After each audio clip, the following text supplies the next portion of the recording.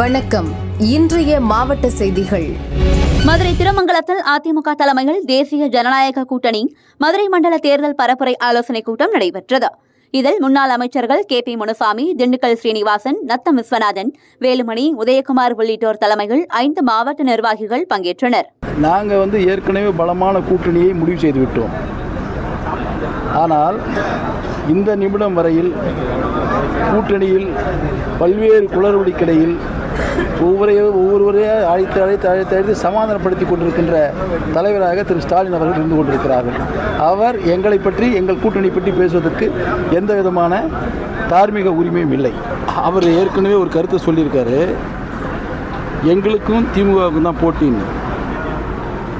அதுக்கு என்ன காரணம் தெரியுங்களா? நடிகர் திரு விஜய் அவர்கள் சினிமா துறையில் பல்வேறு சோதனை வருகின்ற போதெல்லாம் அனைத்து அண்ணா திராவிட முன்னேற்ற கழகம் ஆட்சி கட்டியிருந்தது. புரட்சித் தலைவி அம்மா அவர்கள் ஆட்சி பொறுப்பில் இருந்தபொழுது அவர்களுக்கு தொழில் ரீதியாக பிரச்சனை வருகின்ற பொழுது புரட்சித் தலைவி அம்மா அவர்களை இவரும் இவருடைய தந்தையும் நேரில் பார்ப்பார்கள், அவருடைய பிரச்சனைகளை தீர்த்து வைப்பார்கள். அடுத்தது அவர்கள் மகிழ்ச்சியாக செல்வார்கள். அதே போல்தான் எங்களுடைய பொதுச் செயலாளர் போற்றுவதற்கு எடப்பாடி அவர்கள் முதலமைச்சராக இருந்த பொழுது அவர் தொழில் ரீதியாக பிரச்சனை வந்தபோது நேரடியாக சந்தித்தார். சந்தித்ததுடன் அவருக்கு தேவையான உதவிகளை செய்து அவர் மன நிம்மதியாக அனுப்பி வைத்தார். ஆனால் இந்த 5 ஆண்டு காலத்தில் திரு விஜய் அவர்களுக்கு தொழில் ரீதியாக பல்வேறு தொல்லைகளை கொடுத்து கொண்டிருக்கிற தலைவர்களாக இருக்கிறார்கள். அதுவும் குறிப்பாக உதயநிதி ஸ்டாலின் அவர்கள் அந்த துறையிலே ஒரு தயாரிப்பாளராக, விநியோகஸ்தராக இருக்கிற காரணத்தினால் இவருடைய திரைப்படங்கள் முழுவதுமே பெரும் சிரமத்திற்குள்ளானது. அதனால் பாதிக்கப்பட்ட, காயப்பட்ட திரு விஜய் அவர்கள் நமக்கு உதவி செய்தவர்களை நன்றியோடு பார்த்து கொள்ள வேண்டும். நம்மை தொல்லை கொடுத்தவர்களை, தொந்தரவு கொடுத்தவர்களை, அவர்கள்தான் எங்களுக்கு எதிரி, அவர்களை ஒதுக்காமல் விடமாட்டேன் என்று கங்கணம் கட்டி கொண்டிருக்கிறார். யார் ஆட்சிக்கு வருகிறார் என்று அவர் சொல்லவில்லை. எதிரி அவரை ஒழித்து விடுவோம். அப்படி என்றால் ஆட்சிக்கு வருவர் யார்? அவர் மீது அன்புள்ள அனைத்து இந்திய அண்ணா திராவிட முன்னேற்ற கழகம் ஆட்சிக்கு வருவதற்கு அவருக்கு ஒன்றும் ஆட்சேபனை இல்லை. தூத்துக்குடி வ.உ. சிதம்பரனார் துறைமுகத்தில் புதிதாக செயல்படுத்தப்பட்டுள்ள வ.உ.சி. கடல்சார் மியூசியம் உள்ளிட்ட 9 திட்டங்களை மத்திய கப்பல் போக்குவரத்து அமைச்சர் சர்பானந்தா சோனாவால் திறந்து வைத்தார். India will become one of the top maritime nation in the world. In the maritime sector, India will be the superpower.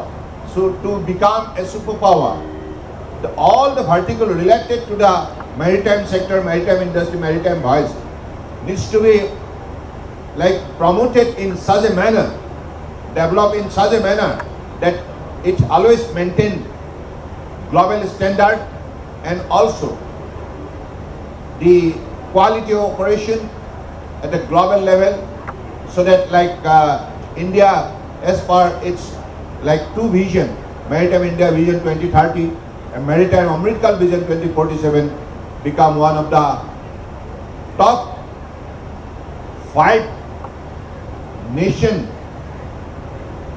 among the top 5 shipbuilding nation. So that the target we have set. And also in the cargo handling sector, the target has set to achieve more than 10,000 million metric ton by 2047. Kanyakumari மாவட்டத்தில் உள்ள சொத்துக்களுக்கு கூடுதல் மதிப்பீட்டு பத்திரப்பதிவு செய்யப்படுகிறது. இங்கு விவசாய நிலங்களை விட வீட்டுமனை அதிகம்.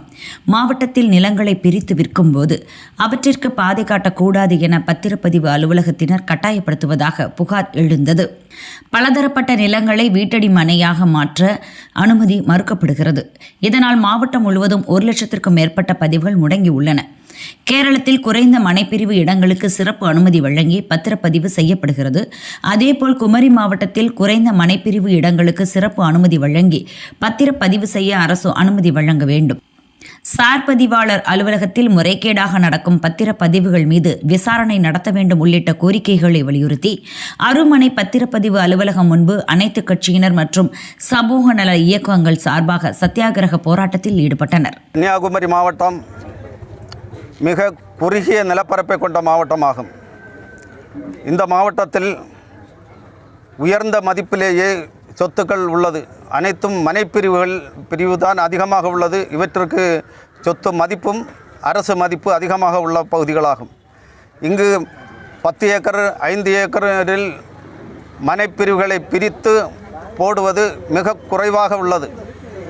இருப்பினும் 50 சென்ட் 25 சென்ட் சொத்தை வைத்திருக்கக்கூடிய சாதாரண மக்கள் அந்த சொத்தை பிரித்து விற்பதற்கு தங்களுடைய பிள்ளைகளின் கல்வி, திருமணம், மருத்துவமனை செலவுகளுக்கு, அவசர தேவைகளுக்கு விற்க முடியாத நிலைமையில் இன்றைக்கு மிக பாதிப்புக்குள்ளாகி இருக்கின்றார்கள்.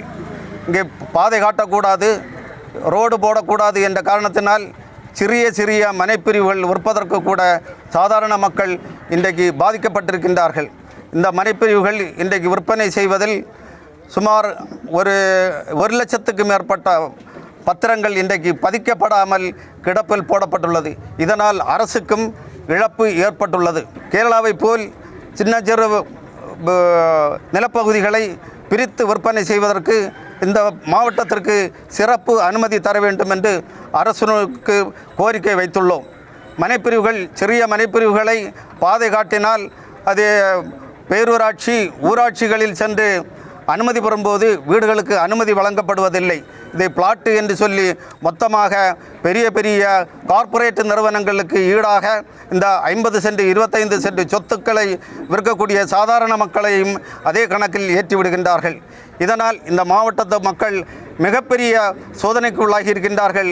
இன்றைக்கு நீதிமன்ற வழக்குகள், காவல் நிலையங்களில் வழக்குகள் போன்று மக்கள் ரொம்ப அலக்களிக்கப்படுகின்றார்கள். தங்களுடைய வாழ்வாதாரம் இழந்து பாதிக்கப்படக்கூடிய சூழ்நிலையை கன்னியாகுமரி மாவட்டத்திற்கு விதிவிலக்கு தரும்படி தமிழக அரசுக்கும் அரசு துறைக்கும் நாங்கள் கோரிக்கை வைத்துள்ளோம்.